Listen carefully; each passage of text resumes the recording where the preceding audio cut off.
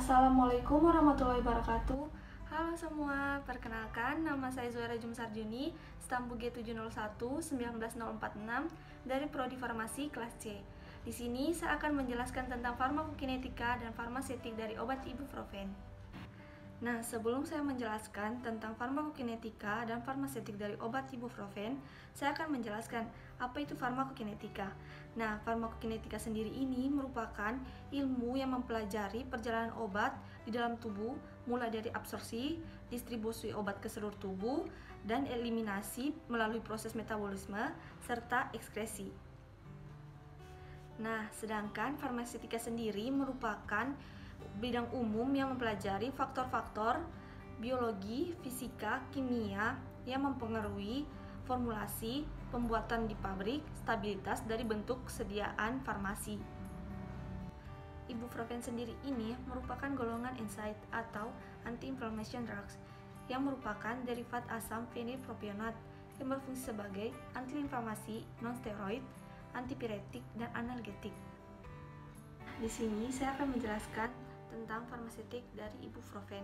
Ibuprofen memiliki nama kimia 1,2-p-isobutyl-fenil asam propionat dengan rumus molekul C13H8O2 dengan berat molekul 206,28 gram per mol.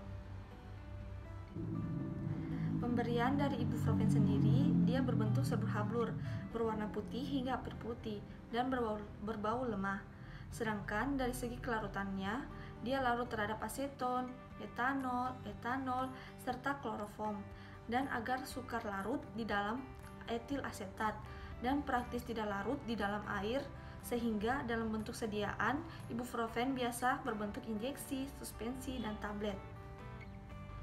Selanjutnya, saya akan menjelaskan tentang farmakokinetika dari ibuprofen. Pertama, ditinjau dari aspek absorpsinya. Ibuprofen cepat diabsorpsi setelah konsumsi per oral. Bioavailabilitas ibuprofen sendiri itu 80%. Ibuprofen lisin atau ibuprofen garam lebih cepat diabsorpsi daripada ibuprofen asam atau jenis asam ibuprofen. Konsentrasi puncak ibuprofen lisin dan garam ibuprofen itu sekitar 45 menit, sedangkan untuk asam ibuprofen sendiri itu 90 menit.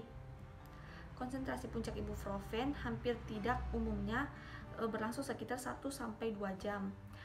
Bioavailabilitas obat hampir tidak dipengaruhi oleh makanan. Juga tidak terdapat interferensi absorpsi ibuprofen apabila diberikan bersamaan dengan antasida, baik yang mengandung aluminium hidroksida maupun magnesium hidroksida.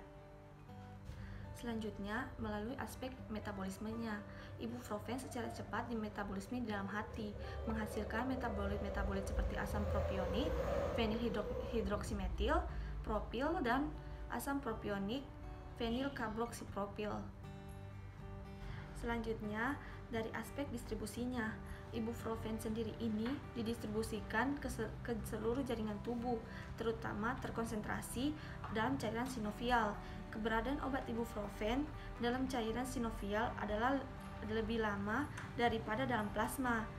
Obat ini terikat pada protein sekitar 10-99%, terutama dengan albumin. Selanjutnya ditinjau dari aspek ekskresinya. Ekskresi ibuprofen lengkap dalam 24 jam setelah dosis terakhir. Sekitar 45%-79% dari dosis obat yang diabsorpsi per oral ditemukan dalam urin bentuk metabolit, sedangkan bentuk ibuprofen bebas masing-masing adalah sekitar 1% atau 14%. Itulah penjelasan yang bisa saya jelaskan tentang farmakokinetika dan farmaseutika dari ibuprofen. Apabila ada kesalahan, mohon dimaafkan. Sekian dan terima kasih. Sampai jumpa.